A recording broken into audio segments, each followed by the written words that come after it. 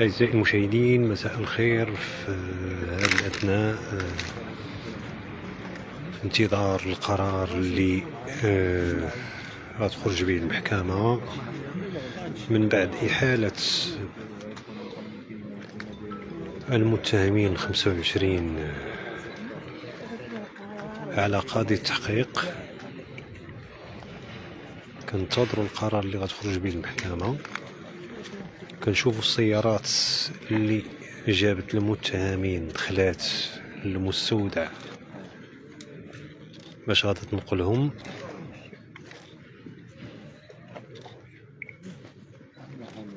لاحظوا ان المحامون بداو تيخرجوا.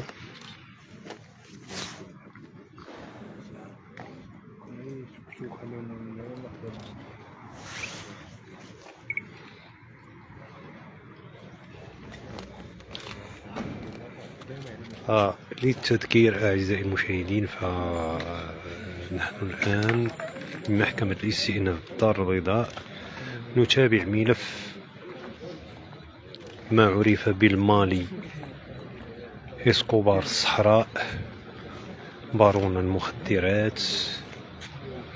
هذا الملف اللي تم إحضار 7 معتقلين في حالة اعتقال و18 متهم في حالة سراح اليوم مع الصباح على محكمة الاستئناف باش يعرضوهم على السيد وكيل الملك الوكيل العام. هم بالفعل تم عرض المتهمين على السيد وكيل العام، مسألة اللي بدات من 7 ديال الصباح، من 7 العشية بدا العرض ديال المتهمين على السيد الوكيل العام إلى غاية 1 ليلا. تم إحالتهم على قاضي التحقيق.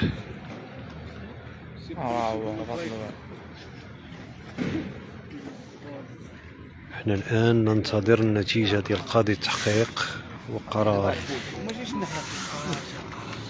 قاضي التحقيق باش نعرفوا شنو هو القرار اللي اتخذ في حق المتهمين. شكون اللي غيتعتقل، شكون اللي ما غيتعتقلش، شكون اللي غادي يكون في حالة سراح، شكون اللي غيمشي للعكاشة. للتذكير، فهذا ملف اللي يتابع فيه عدد من الأسماء الكبيرة، منهم سعيد الناصري رئيس الوداد البيضاوي، كذلك البعيوي رئيس جهة الشرق،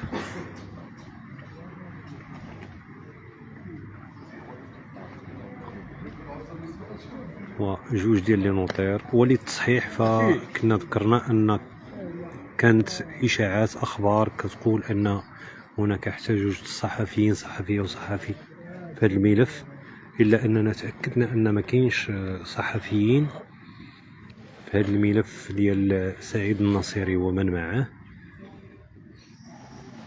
كاين جوج ديال لي نوطير، كاين رجال اعمال، كاين البعيوي والاخ ديالو رئيس جهة الشرق، وكذلك سعيد الناصري رئيس الوداد البيضاوي.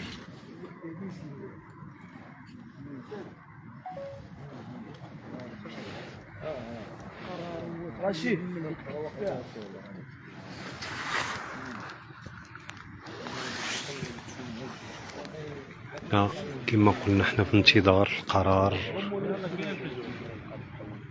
ديال قاضي التحقيق باش نعرفوا المصير ديال هاد 25 متهم اللي تعرضت اليوم على السيد وكيل الملك وتم الإحالة ديالهم لقاضي التحقيق.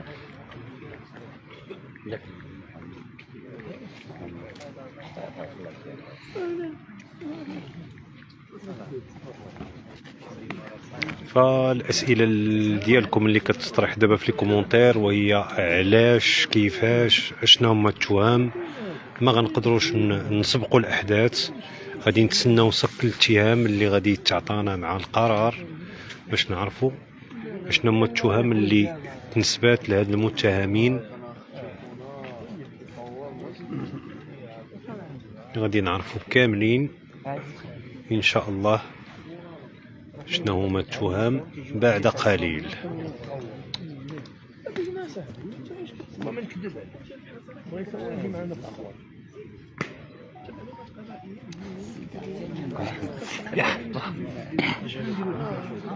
يوسف يوسف يوسف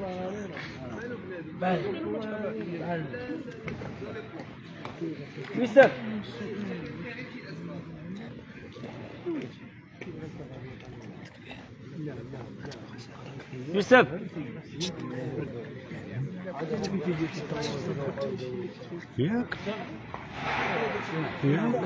انا تليفوني الاخر عطيته سميتو. الله يحفظك السيد الرئيس محشرة.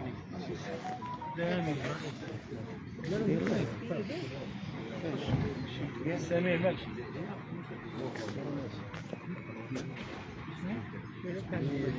هو كيسالي والبحث سالة. انا قلت لك الطريقة نجيبوه سالينا.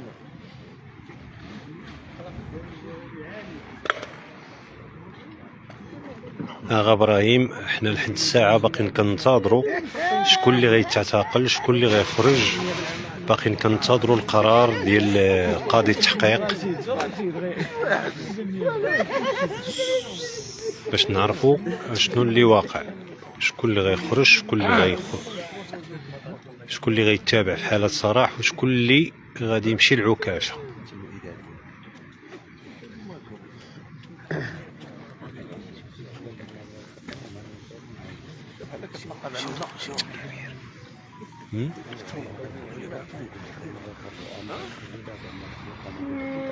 مع العلم أن هناك حضور أمني كبير من خاصة من رجال الفرقة الوطنية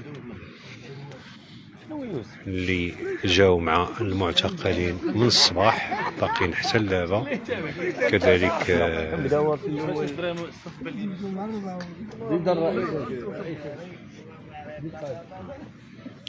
الاستخبارات العامة هما حاضرين بكثافة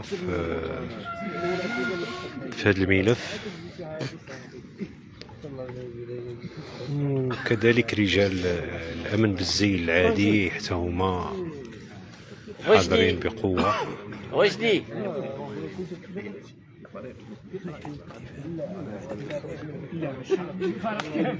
وبطبيعة الحال مادام أن هناك 25 معتقل، فكاين عدد كبير من هيئة الدفاع من المحامون اللي جاو حاضرين كيآزروا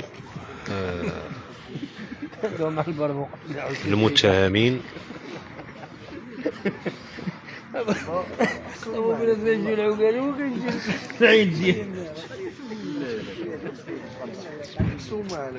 فنظرا لأن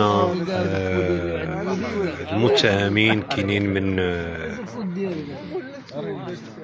كينتميو لعدة مدن مغربية، فكذلك شفنا واحد العدد كبير ديال المحامون اللي جايين من هيئات مختلفة من المحامون، محامون من مختلف هيئات المغرب.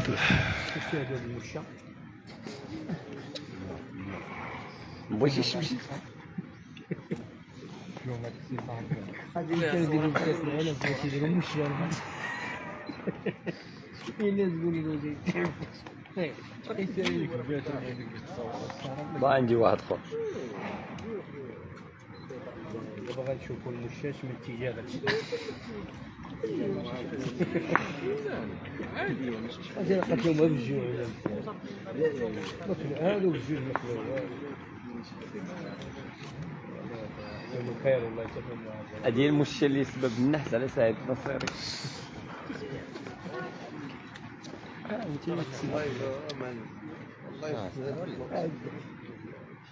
مهنيا هي ديال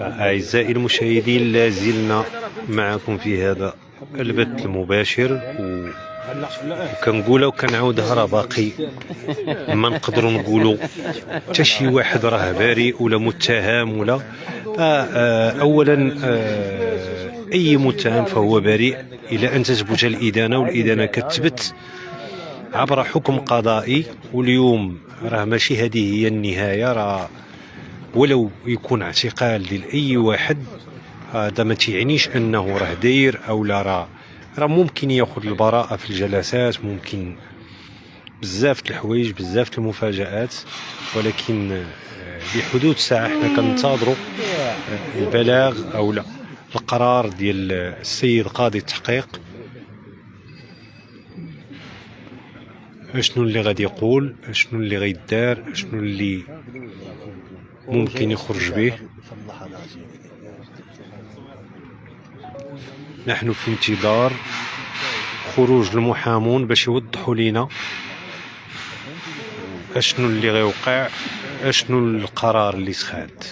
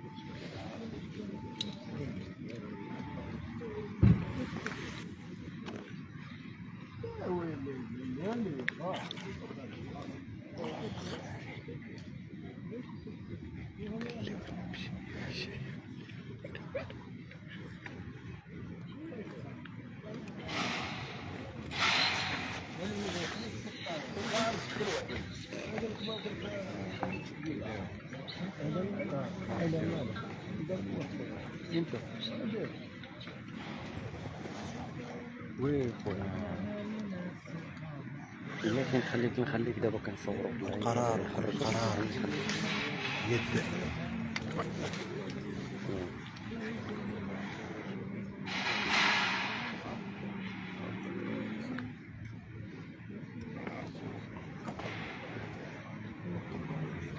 كل في انتظار ماذا ستقرره المحكمة.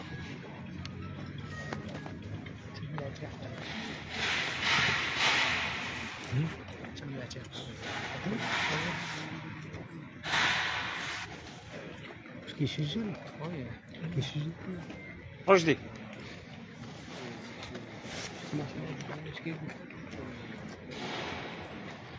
واش كيسجل المشاهد ولا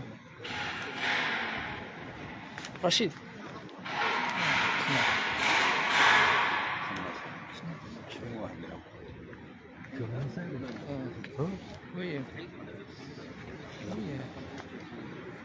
شد متأكد من الخبر. شد سمير واخا ماشي مشكل.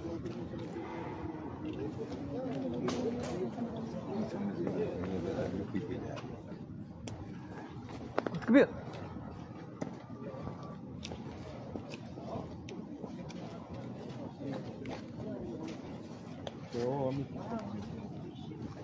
تمام زيدوا ما يزرجوا كاع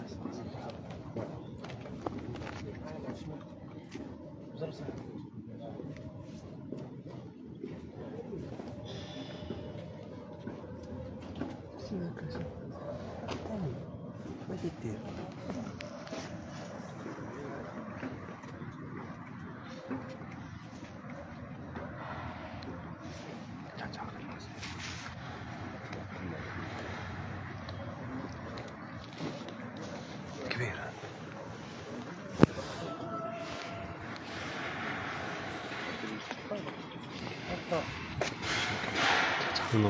أعزائي المشاهدين، آخر الأخبار اللي وصلتنا دابا اللي كننتظروا أن تأشير عليها، وهي إيداع 20 متهم بالسجن عكاشة، من ضمنهم سعيد النصيري. و واحد من المتهمين ما يراه السيد قاضي التحقيق مناسبا، و4 متهمين غادي يرجعوا للمسطرة الفرقة الوطنية لتعميق البحث. للأسف سعيد النصيري عكاشة في هذه الليلة مع 19 واحد من المتهمين. سعيد ناصر.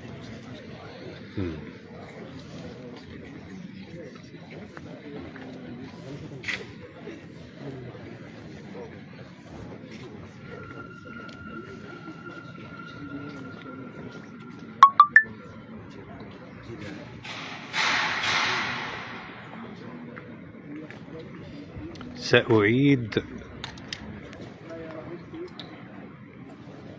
اعتقال 20 شخص من المتهمين وإيداعهم بسجن عكاشة. شخص واحد غادي يشوف قاضي التحقيق ما يراه مناسبا، و4 ديال الأشخاص غادي يترجع المسطرة ديالهم للضابطة القضائية لتعميق البحث، و20 شخص من ضمنهم سعيد النصيري.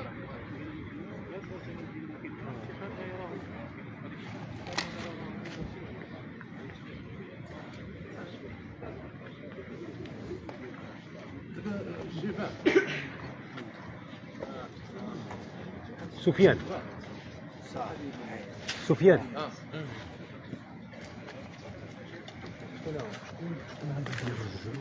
كلهم 25. متهم واحد سميتو ناصر، تحفظ على ناصر شي حاجه. ناصر لا يقول لا باقي متهم بريء. هو شخصيه عموميه وخاطر هذا وجه ورئيس جهه الشرق 4 تعميق البحث ما يرى وسيله التحقيق مناسب.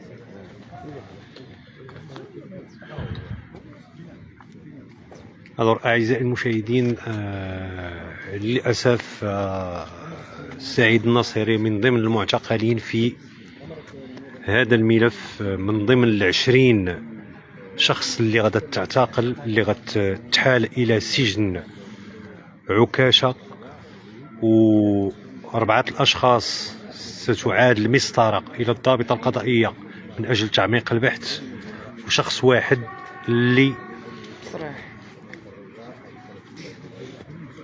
غادي يشوف القاضي التحقيق ما يراه مناسبا.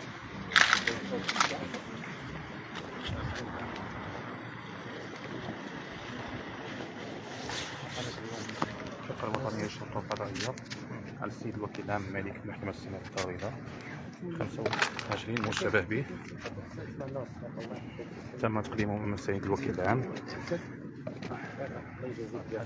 في الدود وجري في الطور شاش استنطاق من طرف السيد الوكيل العام. الوكيل العام قدم ملتمس لقاضي التحقيق من أجل متابعة المشتبه بهم 25. 4 منهم تم إحالة المسطرة من جديد على الفرقة الوطنية للشرطة القضائية قصد تعميق البحث. 21 مشتبه به سيحالون على السيد قاضي التحقيق. المعلومات اللي خرجت لنا بأن السيد قاضي التحقيق التمس إيداع 20 مشتبه به، فيما المشتبه به رقم 21 ملتمس للسيد الوكيل العام كان من أجل اتخاذ ما ترونه مناسبا بالنسبة للسيد قاضي التحقيق.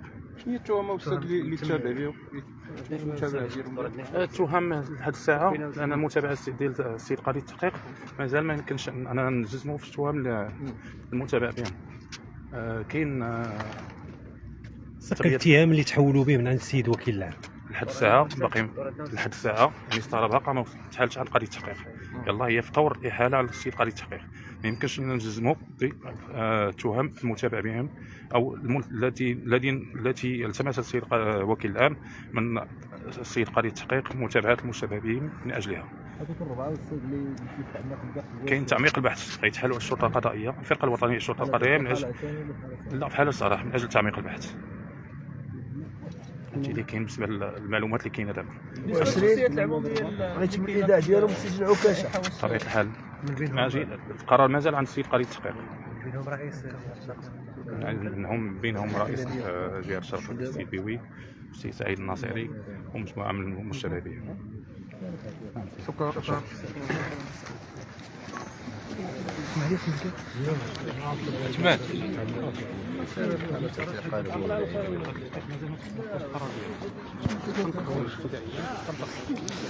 أعزائي المشاهدين، سمعتوا معنا المحامي شنو قال،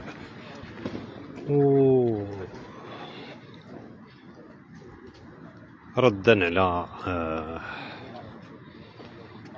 هذاك السيد اللي كيسب وتيعير. الله يسمح ليك هادشي اللي غنقول انا ملي كنقول للاسف احتراما للمشاعر ديال الناس اللي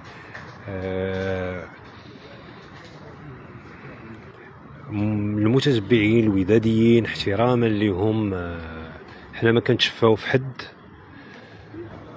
لحد الساعه المتهم بريء الى ان تثبت الادانه كما قلت في الاول، فما يمكن ليناش نجزموا الاتهام ديالو او لا نقولوا انه تاجر مخدرات ولا ماشي تاجر مخدرات. حنا باقي ما عرفناش تصك الاتهام اللي تحالوا به هاد الناس.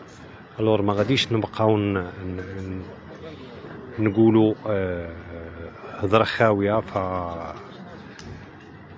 ملي تنقولوا للاسف كلام طبيعي اننا نقولوا للاسف لاي واحد يتم القبض عليه يكون كيف ما بغى يكون. ف هذا ما يخليكش انك تسبنا بالطريقه اللي سبيتينا بها. الله يسمح ليك، الله يغفر ليك، هادشي اللي غادي نقول لك. فاعزائي المشاهدين، كيف سمعتوا معنا السيد المحامي نفس الكلام. فهناك 20 شخص اللي تحالت على سجن عكاشه. واحد غادي يشوف السيد قاضي التحقيق ما يراه مناسبا من خلال التحقيق معه، و4 ستعاد المساطر ديالهم الى الضابطه القضائيه لتعميق البحث. كانت هذه هي اخر اخبار ملف المالي المعروف بإسكوبار الصحراء، بارون المخدرات، واللي تعتقل على الإثر ديالها سعيد الناصري و بعيوي والأخ ديالو وجوج ديال لي نوطير وواحد العدد ديال رجال الأعمال. اليوم قمنا بالتغطية ديال هذا الخبر من الصباح إلى حدود الساعة 2:30 ليلا. أعزائي المشاهدين، كنتمنوا أننا نكون وصلنا لكم المعلومة كما هي بدون تزييف، بدون زيادات في الكلام. كنا كنحاولوا اليوم النهار كامل أننا نوصلوا لكم المعلومة بكل أمانة. كان معكم في التعليق الحراب عبد الكبير، إلى اللقاء.